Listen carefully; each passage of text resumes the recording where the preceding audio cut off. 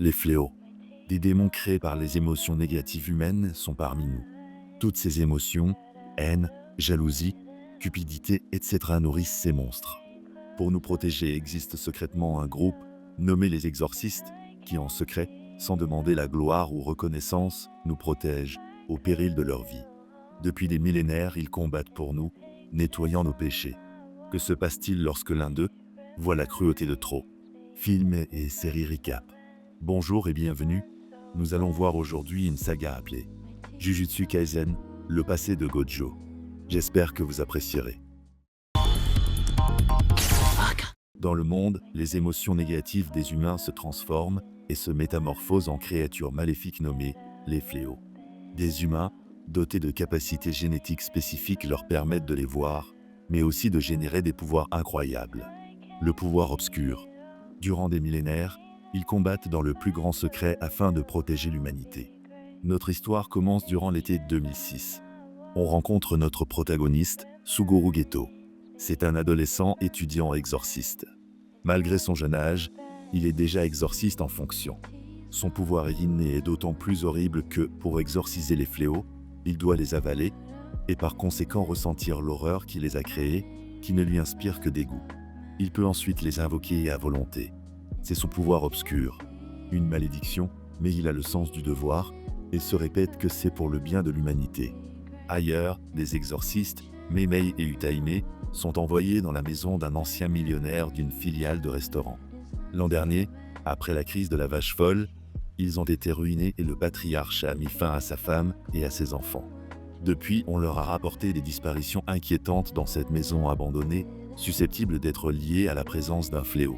En inspectant l'immense demeure, elle remarque que, malgré leur séparation, elles se retrouvent toujours au même endroit. La maison elle-même est le fléau. Utaime, la plus analytique des deux, remarque que dans un cycle, pour retourner à un même marquage, le nombre de pas diverge aléatoirement. Elle décide alors de fatiguer le fléau en l'obligeant à réaliser des cycles successifs de plus en plus rapides. Leur plan fonctionne et le couloir s'écroule. Au réveil, Utaime se retrouve dehors.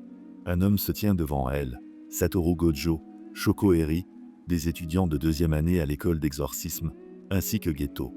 Ils ont été envoyés en renfort, car même si pour elle cela ne fait que quelques heures, 2 jours se sont écoulés à l'extérieur. Sans difficulté, ils vainquent le fléau, avec l'invocation vers géant de Geto, mais remarquent que le rideau, la barrière magique qui cache leurs actions au commun des mortels, a été oublié par Gojo. Ce qui leur vaut une réprimande de la part de leur maître à l'école, Masamichi Yaga.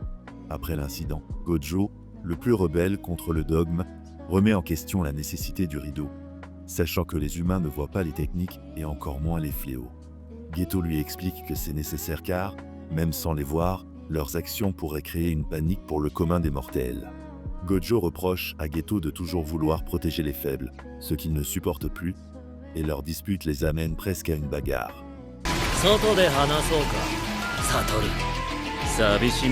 Ils sont interrompus par l'arrivée du professeur Yaga, qui leur assigne une nouvelle mission.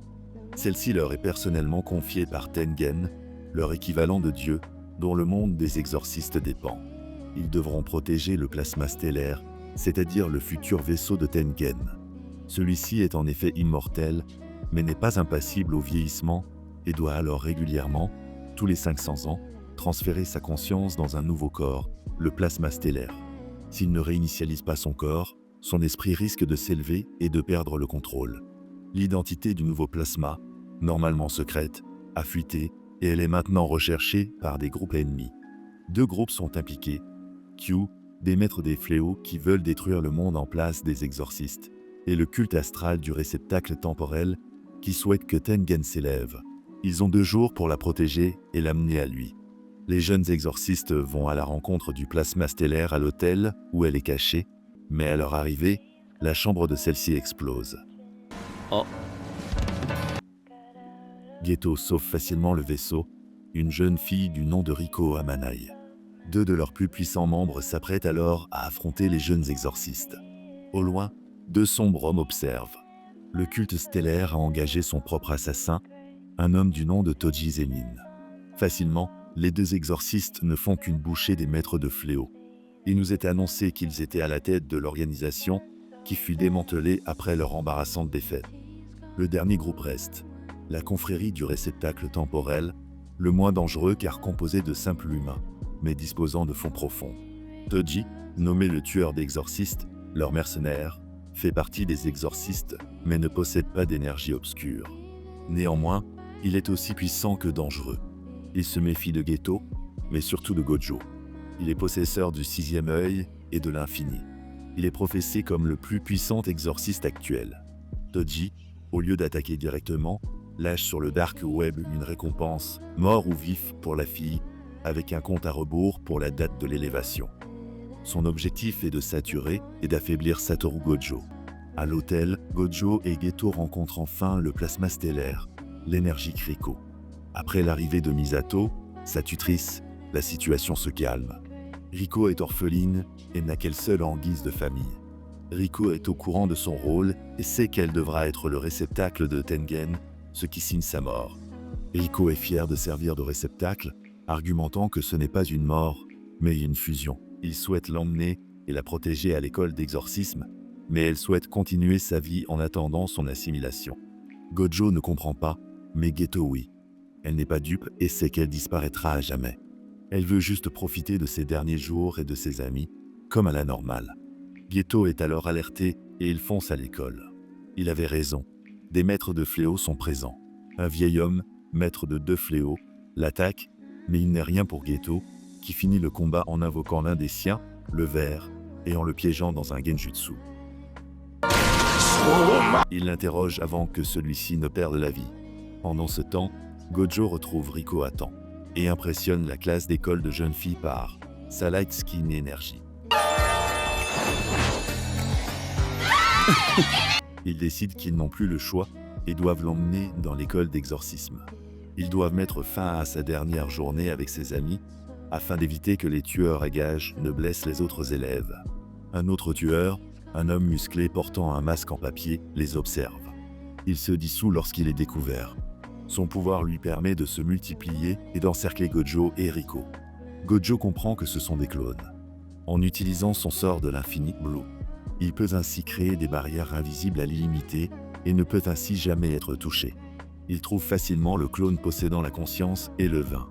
Ils reçoivent alors un message. Le culte du réceptacle temporel a kidnappé Misato et leur ordonne de venir à Okinawa, loin de la salle de cérémonie. Ils veulent y aller seuls, mais Riko insiste pour aller sauver Misato avec eux. Dans 2 jours se passera l'assimilation, et après ça, elles ne se reverront plus jamais. Dans un acte de gentillesse étrange pour lui, Gojo accepte qu'elle vienne. Facilement, Gojo et Geto la sauvent. Ils décident que, pour l'avant-dernier jour, ils vont se détendre. Ils demandent à 2 autres étudiants plus jeunes, le taciturne Kento et l'enthousiaste Yu, de garder l'aéroport pour leur voyage de retour. À la surprise de Misato, c'est l'idée de Gojo de permettre à Riko de se détendre et de partir pour l'école le lendemain matin. Il sait mieux que personne le poids des responsabilités prophétiques imposées. En aparté, Geto fait remarquer à Gojo qu'il sait que, depuis 2 jours, son sort est actif. Malgré ses airs relâchés, il est en garde à l'extrême. Il n'a pas dormi et utilise ses pouvoirs à leur maximum depuis 2 jours. Pour que Riko puisse avoir des derniers jours heureux, il est en train de s'épuiser. La journée se passe douce et affective, remplissant chacun des participants d'une joie honnête.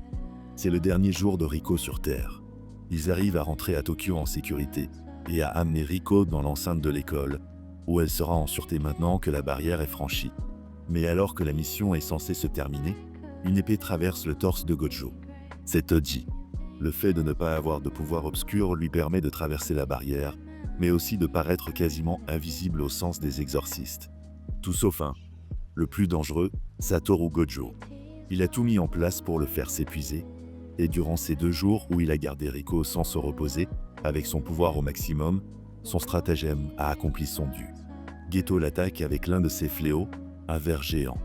Gojo n'est blessé que superficiellement. Il a réussi à déplacer tous ses organes vitaux. Gojo demande à Geto de protéger Riko et Misato pendant qu'il s'occupe de Toji, qui revient vers lui. Pour la première fois, Gojo semble stressé. Toji est doté d'un serment inné. Au lieu de posséder une once de pouvoir occulte, il est doté de capacités physiques surnaturelles.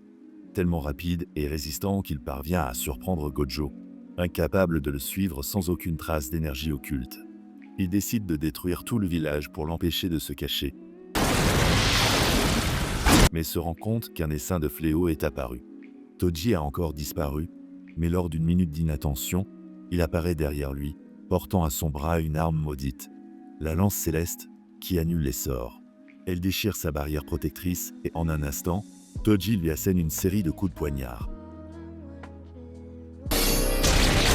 Gojo s'effondre au sol, immobile, baignant dans son propre sang. Geto, Riko et Misato arrivent au sous-sol de l'école où repose Tengen. Misato ne peut les suivre et doit rester en arrière. Dans un triste au revoir, celle qui a été ce qu'elle avait de plus proche d'une mère lui fait ses adieux. Elle découvre la barrière de Tengen. De là, Tengen maintient les barrières protégeant le Japon. Geto lui explique comment cela devra se passer. Mais là, à sa grande surprise, il lui propose de rentrer chez elle à la place. Lui et Gojo avaient compris pourquoi leur maître Yaga leur avait décrit la mission comme un meurtre. Ils sont deux puissants exorcistes. Si le réceptacle refusait son sacrifice et qu'il faille faire face à Tengen lui-même, ils étaient d'accord pour le défendre. En larmes, Riko, qui a été formée toute sa vie pour ce moment, lui avoue qu'elle veut passer plus de temps à vivre, avec ses amis, sa famille et voyager. Là.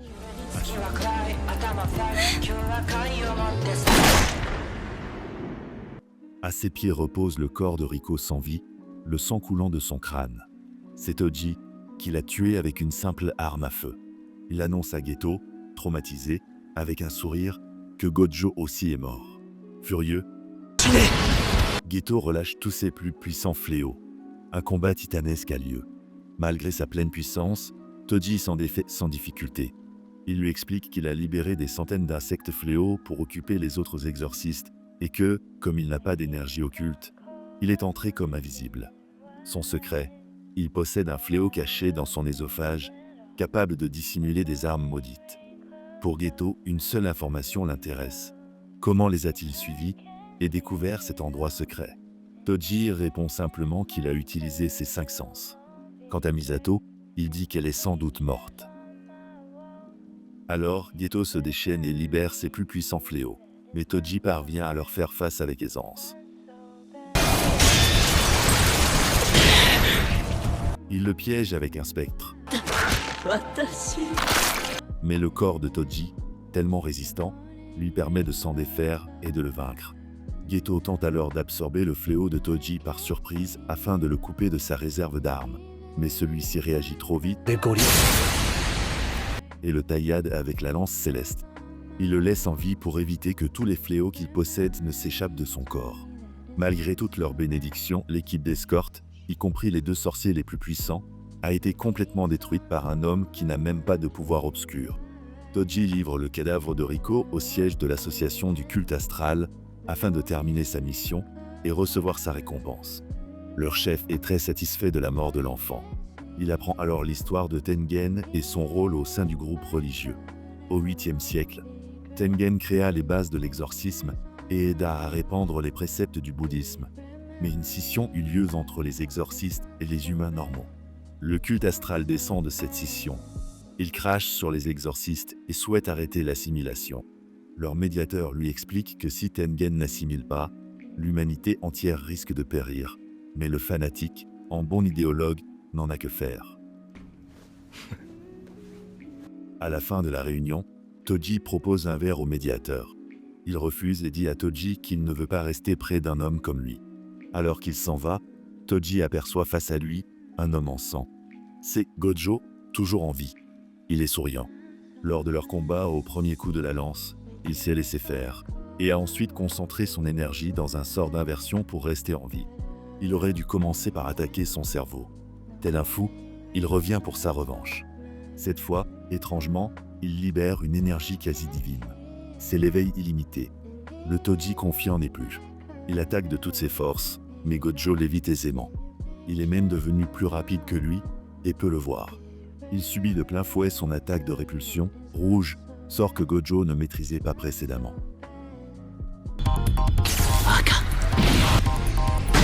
Indifférent au combat, Gojo demande pardon à Riko.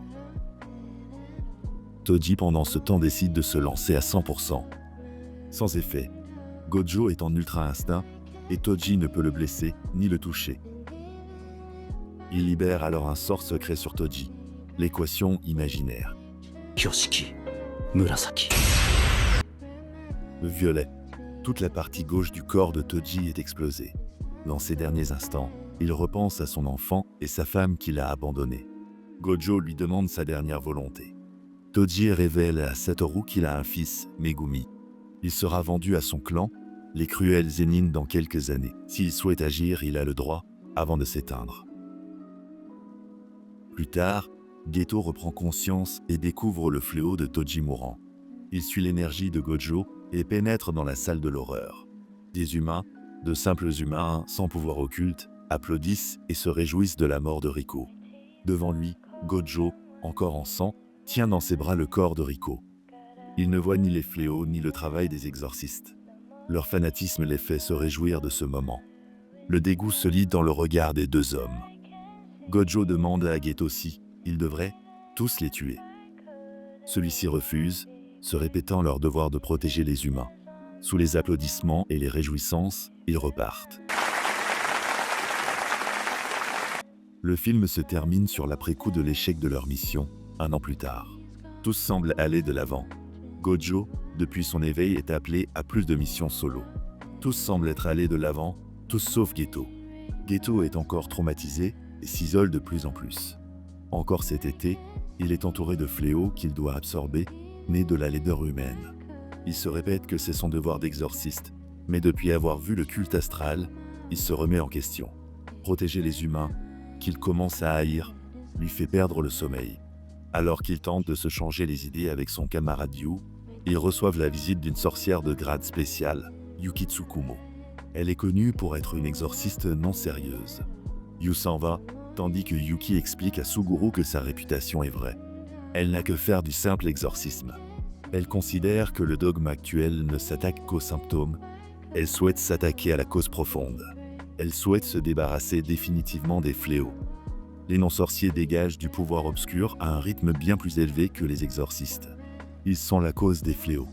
Elle souhaite donc leur apprendre à l'utiliser ou trouver un moyen d'éliminer cette énergie de leur corps. Cependant, Toji Zenin est le seul cas au monde qu'elle connaisse où une personne ne possède aucune énergie obscure. Suguru comprend alors que son idée n'est peut-être pas si folle.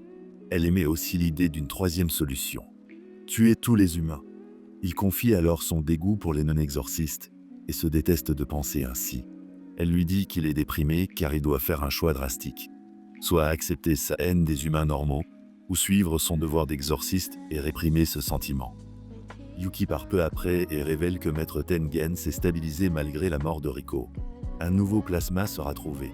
Durant l'été, on apprend que le jeune Yu, leur ami, est mort lors d'une mission d'exorcisme, renforçant les ténèbres dans l'esprit de Suguru. Geto compare désormais la vie d'un exorciste comme un marathon dont la ligne d'arrivée n'est qu'une colline jonchée des cadavres de ses compagnons.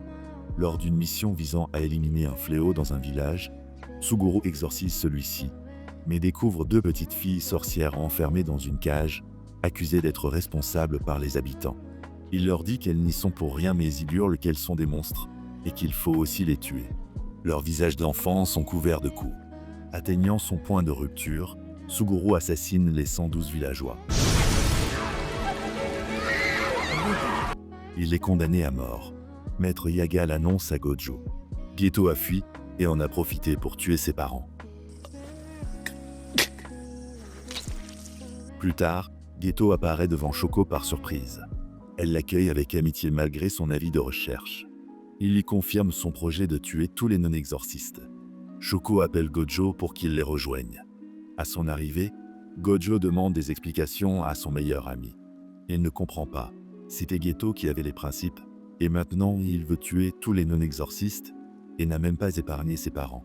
Ses parents étaient humains. Il le devait pour arrêter ce cycle infini. Pour Gojo, son plan est impossible et monstrueux. Geto affirme qu'il ne s'arrêtera pas.